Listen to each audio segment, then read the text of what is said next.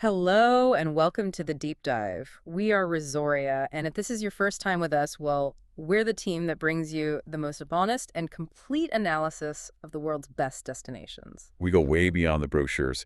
We look at everything from architectural specs to, genuine feedback to give you insights you just won't find anywhere else. And our mission today, we're putting a real test of Caribbean luxury under the microscope. We're talking about the Marriott Miches Beach all-inclusive resort. This one is a really fascinating case study. It's not just another resort, it's Marriott's big flagship entry into the all-inclusive luxury game in the Dominican Republic. So they're trying to set a new standard here. They absolutely are. And in a location that's deliberately chosen for its remoteness, it really is a tropical sanctuary designed to blend this high-end, sophisticated feel with raw, natural beauty. It sounds like an escape for the traveler who really appreciates that sense of isolation, but, without sacrificing any of the hospitality. Exactly. It's that perfect blend. But before we get into all the details, make sure you subscribe right now. You don't want to miss a single analysis from the Resoria team. All right, let's start with the setting, because as you said, the location. It seems like that's the whole story here. It really is. Miches is on the Dominican Republic's northeastern coast. Well, it's still a hidden gem, really. It's known for these dramatic, lush, green mountains that kind of slope right down to the beach. And the resort itself, how much space are we talking about? A lot. It occupies a 62-acre site, and it commands nearly 1,000 feet of private beachfront. 1,000 feet, that's a crucial number, right? Because that guarantees a level of personal space you just can't find in the more crowded spots like Bavaro. You can't. But that tranquility does come with a logistical question. It's marketed as a 60-minute scenic drive from Punta Cana Airport, which is PUJ. The question is, for a first-time visitor, is Miches maybe too secluded? That's a fair question. It is. But our analysis confirms that 60-minute transfer time is pretty accurate. And what's interesting is how they've managed that feeling of isolation. The resort makes transportation seamless. So you don't feel stranded. Not at all. Most guests just use the resort-arranged private shuttles. It minimizes the hassle. And if you do rent a car, they have complimentary valet and self-parking, so the isolation is by design, not by inconvenience. That makes a lot of sense. They're betting on a guest who actually values that privacy. But you're not completely cut off if you're feeling adventurous. What's nearby? You're close to some really genuine natural attractions. There's Montaña Redonda, which is famous for those amazing panoramic views and, the swings. Oh, the ones you see on Instagram. Those are the ones. And even more significant is Los Haitises National Park. It's a massive ecological sanctuary, a maze of mangroves, ancient caves. It's a world-renowned bird sanctuary. Okay, so you have a base camp for real exploration, not just lying on the beach? So we know where we are. Let's talk about the feel of the resort, the architecture. It's described as eco-chic. That term gets thrown around a lot. What does it actually mean here? Well, here it's really about integrating the environment into the buildings. It's not just a bunch of concrete blocks. You see clean lines, a lot of natural textures like coral stone and native woods, and these really open-air layouts. So it's designed to let the outside in. Exactly, to maximize that connection to the sea and let the breeze flow through. It creates this very sophisticated adult energy that's also very calming. And that energy extends to the amenities. Let's talk pools. They have two big outdoor pools. Right, but the dynamic between them is what's important. One is the high-energy social hub. It has the swim-up bar, the music. The party pool. You could call it that. And the other is deliberately designed for quiet, for reflection. It's a smart way to cater to different moods. And for true relaxation, there's the Grand Spa. Oh, the Grand Spa is incredible. It's a true wellness sanctuary. It has these elaborate hydrotherapy circuits, steam rooms, saunas. What's the Resoria nugget here, though? What makes it unique? It's the commitment to local sourcing. The treatments are inspired by local Caribbean botanicals. They use things like Dominican cacao and coffee extracts in their body wraps. It connects the experience directly to the island. I love that. And beyond the standard stuff, it's the lifestyle offerings that seem to elevate the whole experience. Absolutely. This is where the value really becomes clear. They focus on connecting you to the place. You've got sunrise beachfront yoga, guided meditation, even beach boot camps if you want something more intense. What about on the water? All the non-motorized stuff is included, so kayaks, paddle boards, snorkeling gear. You can explore the reefs just offshore. And they even do cultural things like food and drink classes. Yes, interactive cocktail-making workshops and cooking classes that focus specifically on traditional Dominican dishes. So you actually take a skill home with you. That's a great touch. What about the evenings? Does it get quiet? No, the mood is expertly managed.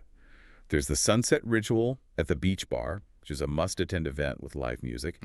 And then the nightly entertainment is anything from big international shows to themed parties on the beach and even a nightclub. Okay, so if the location is the canvas and the design is the feel, the rooms are your personal sanctuary. Let's dig into the accommodations. Nearly 500 of them, right? That's right. And the interior aesthetic is very calming. Soft earth tones, high-quality linens, and really seamless tech integration.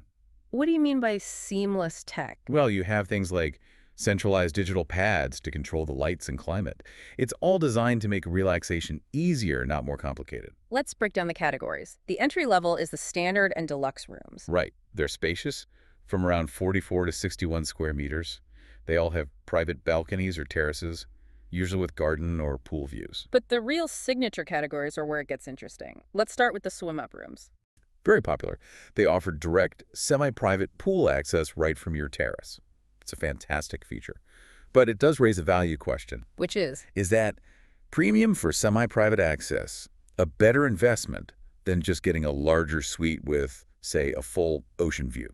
That's the calculation you have to make, right? If you love a morning dip, the swim-up is probably a winner. Exactly. But if you value sheer space, you move up to the Grand Junior suites. They're around 79 square meters and are often designed with romance in mind, frequently featuring large jacuzzi tubs. And then there's a unique option, the Grand Duplex suites. Yes, a genuine two-level layout.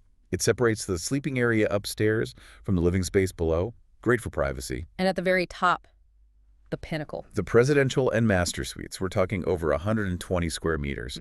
They have huge oceanfront balconies, often their own private plunge pools, and the defining feature, personalized butler service. And the butler handles everything. Everything, from dinner reservations to unpacking your bags. But even in the standard rooms, the core amenities are solid. Oh yeah.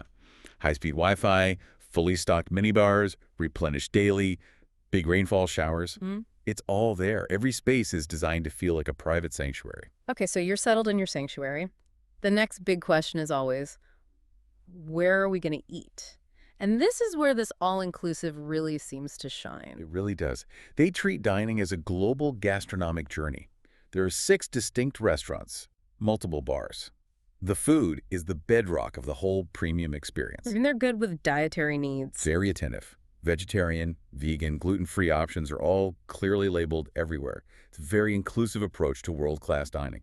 So let's run through the map. First up, Coral Kitchen. That's the main buffet. It's expansive, with international and local options, perfect for breakfast or a relaxed lunch, your reliable home base. Then for dinner, you have the a la carte options, spices. That's their Asian fusion spot. The highlight is definitely the teppanyaki experience. It's dinner and a show. What about something more elegant? For that, you go to Sea of Aromas.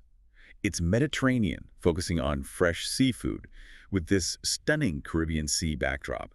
It's the spot for that romantic candlelit dinner. And for a more casual but still refined vibe? Aqua Grill House. It's beachside, with expertly prepared grilled meats and seafood.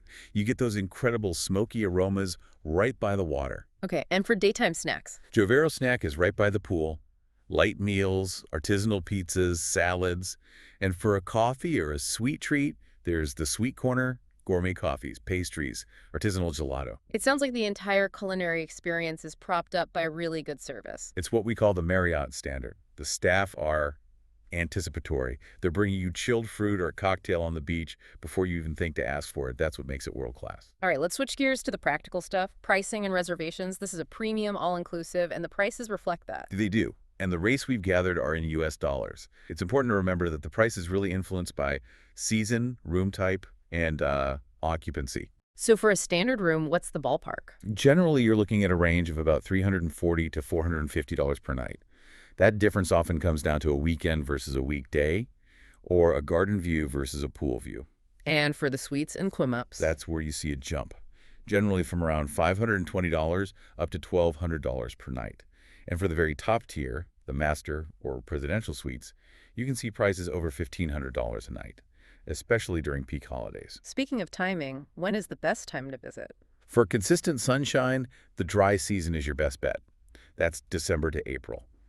But if you're looking for better value and fewer crowds, the shoulder months, May, June, and November, are excellent choices. Okay, so you're ready to book. What's the process? We've made it simple. There's a secure and direct Expedia link right in the description below this deep dive. And that link is key, right? It is essential. Yeah. Because it allows you to verify real-time prices, which, they fluctuate. You can check availability for your specific dates and see any package deals. And it's not just for the hotel. Right.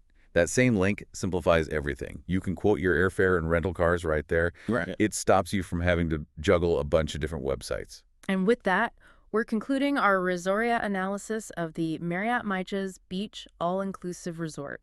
It's been a pleasure bringing you this deep dive. We really believe this resort is a gateway to a truly sophisticated and relaxing environment. It really is. We encourage you to like this deep dive if you have found it valuable, subscribe for all our future analyses, and please leave comments or questions below.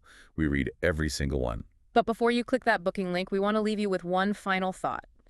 We noted that several of the a la carte restaurants have a smart casual dress code for dinner. That's right. And to make sure you can dine at every single one of those amazing venues, you need to pack appropriately.